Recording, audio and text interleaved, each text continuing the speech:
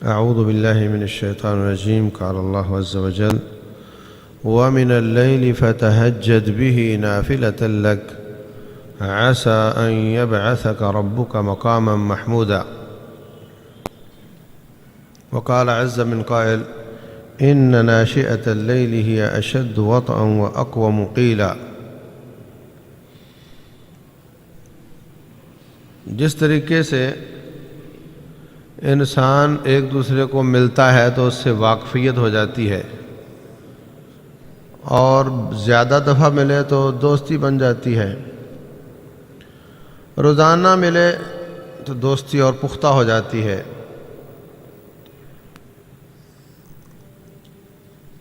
اگر کسی آفیسر کو آپ ملیں اور وہ آپ کا دوست ہو اور وہ آپ کو ملنے کے لیے باقی سب لوگوں کو اپنے کمرے سے نکال دے تو آپ اس کو زیادہ عزت افزائی سمجھتے ہیں کہ مجھے وہ علیحدگی میں ملا ہے۔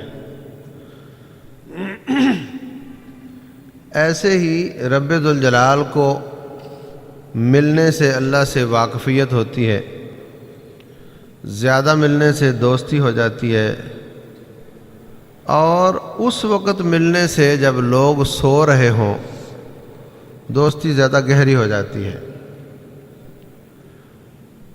تو 5 وقت کی نماز کی ملاقات سے دوستی بنتی ہے، اور رات کی تہجد سے وہ دوستی زیادہ گہری ہو جاتی ہے۔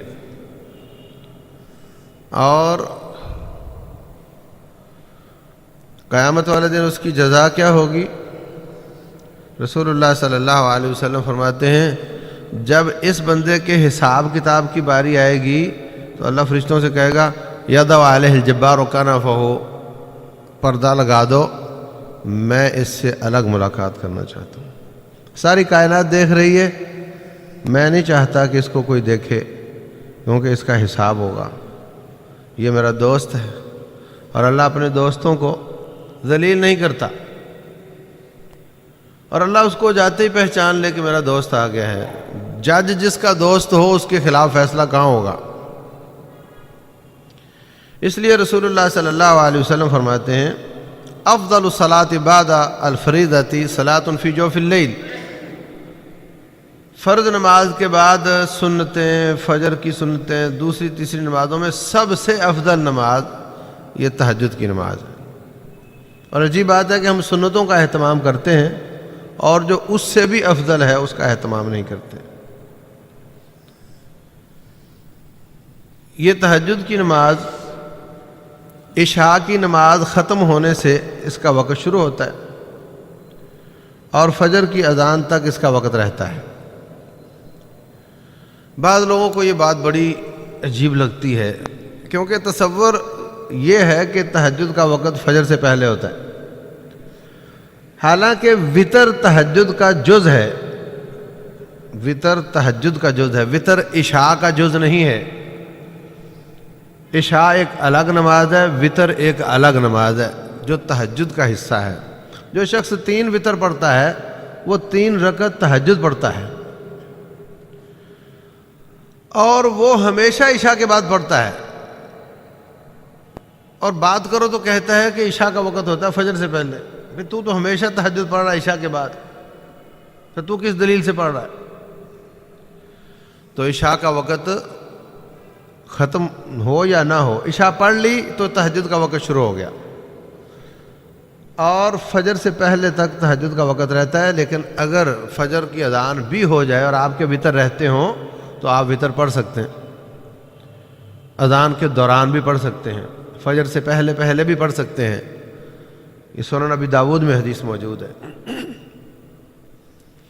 اور اگر فجر کے عین نماز کے وقت ہی آنکھ کھلی ہے تو پھر آپ پہلے فجر پڑھ لو، پھر سورج نکلنے کے بعد جتنی عادت آپ کی تھی تہجد پڑھنے کی، 3 رکعتیں پڑھنے کی ہے تو 4 پڑھ لو، 11 کی ہے تو 12 پڑھ لو، کیونکہ تہجد کی زیادہ سے زیادہ رکعات روٹین میں 11 تھیں، کبھی کبھی آپ 13 بھی پڑھ لیتے تھے اور کبھی کبھی آپ 9 بھی پڑھ لیتے تھے۔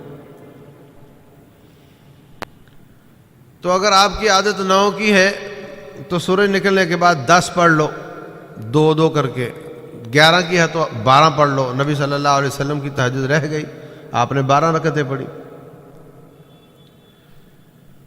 اور تہجد اگر آخری تہائی حصے میں پڑھی جائے تو اس کی فضیلت بڑھ جاتی ہے، اس لیے کہ رسول اللہ صلی اللہ علیہ وسلم فرماتے ہیں ینزل ربنا فی کل لیلۃ الی السماء الدنیا، ہر رات ہمارا رب آسمان دنیا پہ نزول فرماتا ہے. نزول وہ فرماتا ہے جو اوپر ہو، ثابت ہوا اللہ اوپر ہے، اور پوچھتا ہے حل میں مستغفر فاغفر لہ، کوئی بخشش طلب کرنے والا ہو تو میں بخش دوں اس کو، کوئی رزق طلب کرنے والا ہو تو میں اس کو رزق دے دوں. تو اگر آخری تہائی حصے میں پڑھی جائے تو وہ زیادہ بہتر ہے. آدھی عشاء کے بعد پڑھ لو، آدھی فجر سے پہلے پڑھ لو، یہ بھی ٹھیک. ساری کی ساری عشاء کے بعد پڑھ لو، ساری کی ساری فجر سے پہلے پڑھ لو، یہ بھی ٹھیک. جس طرح آپ کو سہولت ہو آپ اس کو پڑھ سکتے ہیں.